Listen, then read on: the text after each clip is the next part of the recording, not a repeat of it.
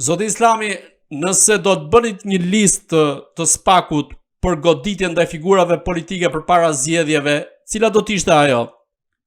Listë për kë? Për prokurorët apo listë për figurat politike? Për figurat politike. Për figurat politike duhet të filloj nga Olta Xhaçka, nga Belinda Balluku, nga Spiro Palja, te kryeministri, edhe të tërë me radhë pastaj, të gjithë me radhë, pa përjashtim, do arrestohen, duhet dhe do arrestohen të gjithë. Zoti Islami, të ndalemi pak te figura e Sali Berishës, se si erdhi në politikë që prej viteve 90 dhe kush e solli atë në të vërtet në krye të Partisë Demokratike? Për këtë do bëni mirë të shikoni në YouTube intervistën që ka dhënë profesor Pëllum Pilinçi në vitin 91, kur ka ardhur në Shqipëri, se është e qartë fare kush e ka sjell, si e ka sjell dhe pse e ka sjell. E keni atje gjithçka. Ja se merri dhe Fatmir Xhafa tani shoqëron me një tjetër se kanë zyrat aty, ja. Sa është dhumë në gojë, ja të kërës. Sali Berisha është emëruar, është zgjedhur në 5 veta, në 5 kandidat për të marrë Partinë Demokratike, domethënë opozitës, u emërua Sali Berisha. Mirë, po Sali Berisha punoi jo për ata që emëruan ose që e urdhëruan, por punoi për ata që kishin rekrutuar. Po them fjalën për ata që kanë rekrutuar.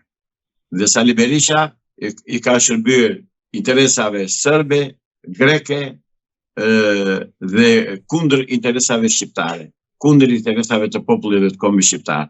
Sali Berisha ka përgjegjësi të jashtëzakonshme, të jashtëzakonshme, morale dhe qytetare përballë të përndjekurve politik me të cilët të shtallur që kur mori pushtetin deri më sot.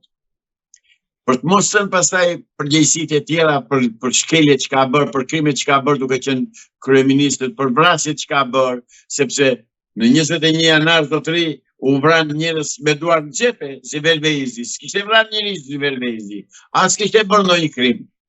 Pra mori urdhër për të pushkatuar, edhe e pushkatuan. Spion të tija. Kemi Remzi Hoxhën, Remzi Hoxha ishte dëshmitari që Sali Berisha është takuar me Grigorovin në Maqedoni, dhe Remzi Hoxha u zhduk palengjur, ndërkohë që vrasësi i tij ka marrë strehim politik në Londër.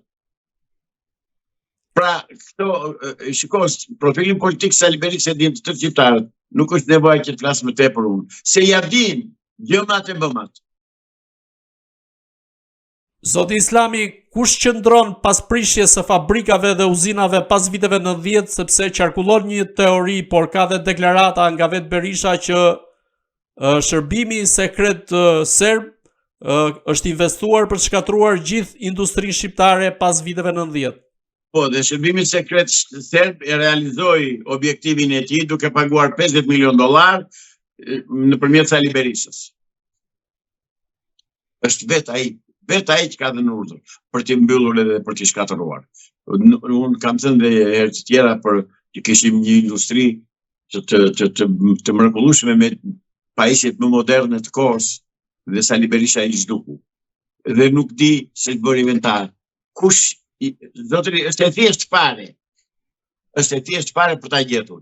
Që nga 92-shi deri sot, kush ka qenë ministri i industrisë? Kush e ka pasur inventarin e mjeteve themelore të industrisë mekanike shqiptare? Kush ka dhënë urdhër për t'i prishur? Ku janë dokumentat që është urdhëruar për t'i prishur? Është e thjeshtë fare, nuk duan ta bëjnë. Pse? Sepse Sali Berisha i ka shërbyer politikës Partisë Punës për të shkatëruar gjithçka nëse nuk janë komunistët të pushtet. Kjo është e qartë. Pra komunistët thonë, mbas meje thonë t'i bjerë zjarri. Nuk do t'i bjerë zjarri o zotërin komunist, po do t'koni ju me nderë në vërtet. Çfarë fshihej pas shkatrimit të industrisë, qofshin të fabrikave, por edhe industrisë ushtarake në Shqipëri? Tradhti kombëtare e urdhëruar dhe ideuar në Beograd dhe në Atinë. Është tradhti kombëtare.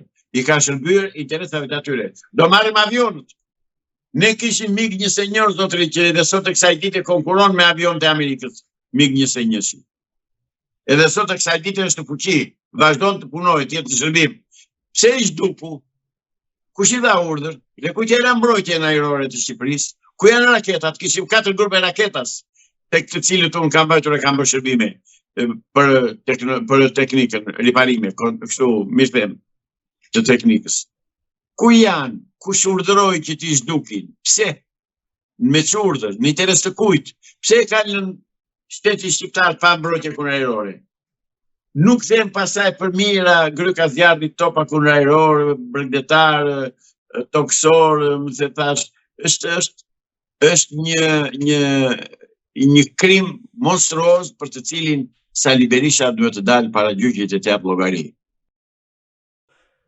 Një nga fenomenet e tjera që Shqipëria ka vujtur më shumë është edhe ligji 7501 për cilin Sali Berisha ka theksuar se ka qenë një nga gabimet e tij më të mëdha politike. Përse u bë ky ligj dhe çfarë kërkonte Berisha të arrinte përmes këtij ligji? Jo, nuk është e vërtet. Sali Berisha është i pa fytyrë kur gënjen.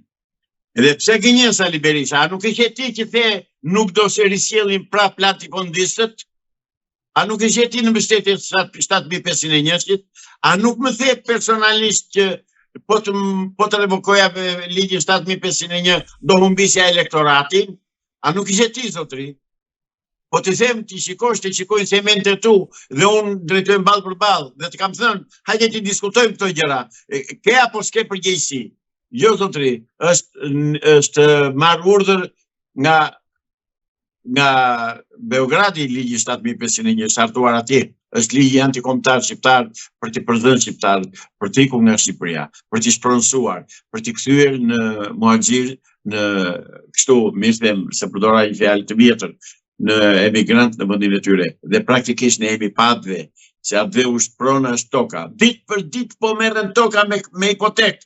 Dhe prapë po e them punojësve të hipotekës. Jini ju punojës të hipotekës kriminalët kryesorë të cilët nëpërmjet të cilëve merren pronat. Sepse ju i bëni ta shkruajturat mbi vendosje, nga erdhën mbi vendosjet, more njerëz të pa fytyrë, more palaço.